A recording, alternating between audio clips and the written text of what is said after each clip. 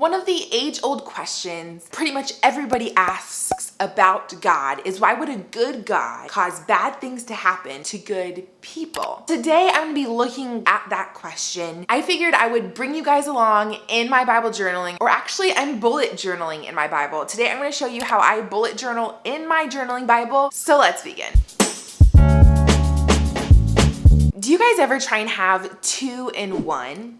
And have you ever noticed that, like, whatever it is, oftentimes it's like a total hit and it's awesome, or it's a total fail? Like, for example, kiwi strawberry flavor, awesome. Peanut butter and jelly, great. But chocolates and pickles, no. What's that, salt and vinegar? I would say no. I know a lot of people would say yes. Growing up, my dad would never buy us unhealthy 5% fruit juice. He would always make sure that it was 100% juice. And so other than plain apple juice, growing up, there wasn't a lot of juices or juice brands that tasted good and were also 100% juice. In fact, oftentimes it was like crayon apple or grape apple, I think was one of them. And after a while, they all start tasting the same because it's all like the same 4 flavors just thrown together, mixed together, and it's just this weird like fruit explosion in your mouth. So I tell this short little story because I am gonna try and attempt a 2-in-1 thing today. I'm gonna be bullet journaling in my Bible journal. Y'all know, I've mentioned it before, I love graph paper. I love having that little rigid, neat guards. I have an interleaved Bible, so that means every other page is completely blank, which is awesome. Then also sometimes I want my notes to look a little bit neater. Last time I made a video of like my hand, like what was supposed to be a straight line turned into be like very curved. I just spilled all of my pens. So today I wanted to try bullet journaling in my Bible. I made some free printables that you can check out.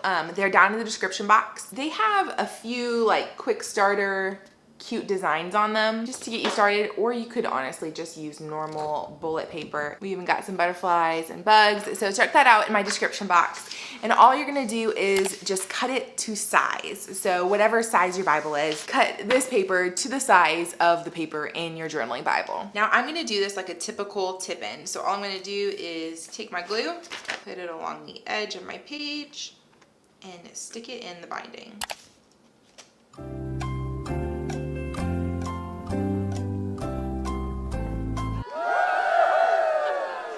So before I begin bullet journaling and diving into this Bible study, I am reading this section today because I'm reading through the Bible in a year. I've been reading through Deuteronomy. This is the last chapter in Deuteronomy, and Moses has already been told that he won't be allowed to enter into the promised land. Let's be real. He's been leading sinful human beings up until this point. They have completely, absolutely failed God 1,000 times over. And Moses has been so faithful to serve God. And yet when Moses did fail, God did give him a really serious punishment and said, you will not enter the promised land.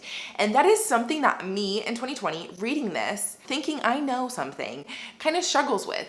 I'm like, God, that seems so harsh. He was so good for so long and he led your people. Why? I don't really know if I'm gonna come to any really good conclusions today, but I figured you guys could watch me Bible journal and then I'll share with you what I kind of come to the conclusions of, and we can Bible journal that way. I will meet back up with you after I kind of wrestle through this with God. So cue the time lapse.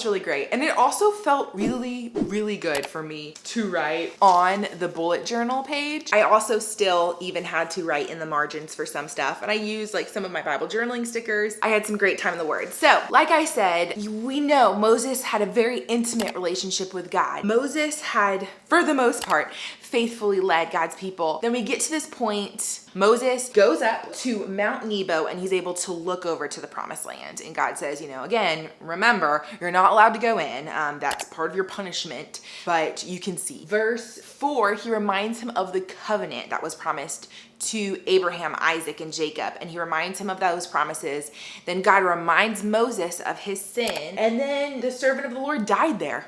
And it died right there, talking with the Lord about how he's not going to get to go. And really interestingly, this passage talks about how God buried Moses. We usually attribute the Pentateuch, Genesis, Exodus, Leviticus, Numbers, and Deuteronomy, to Moses. But obviously, somebody else wrote this because Moses was dead. Now, I'm always weary to bring up that kind of stuff because I don't want somebody to question their faith. There's absolutely no reason to question the inerrancy of the Bible just because some scribes came in later and filled in what was orally passed on for the last couple years. And it was very common for scribes to come in and add the finishing touches, or even for Joshua himself to add in the finishing touches because his book comes next, right? Now, interestingly enough, this burial place of Moses is actually the same place that the Israelites camped when Moses was giving them their instructions and their blessings. That's that same place. And also notice when it's listing Moses' death, that phrase, servant of the Lord, just to remind the reader that Moses was a servant of the Lord. He had this surrendered attitude and also this intimacy, this intimate relationship with the Lord. And then here's where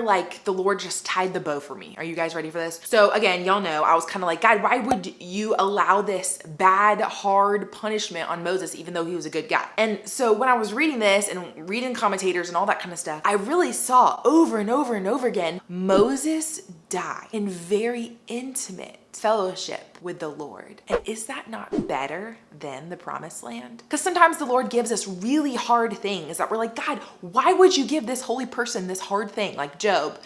And yet they end up with 2 times better, just like Job.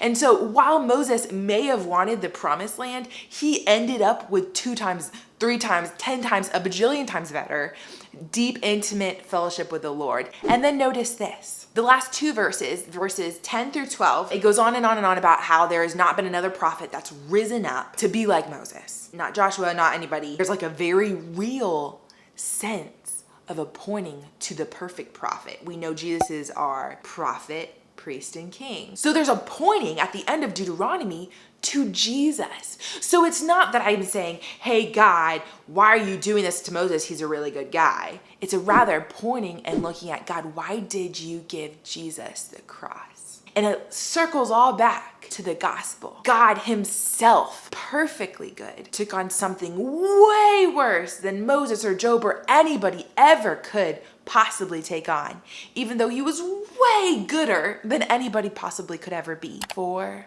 me and for you, that we might have that relationship with him. Now, if you guys want to do some more Bible journaling or Bible studies with me, check out this playlist. Or if you want some tips on how to Bible study, check out this playlist. And I will see you guys in these videos. Bye, y'all. Now, go dive deep in the Word.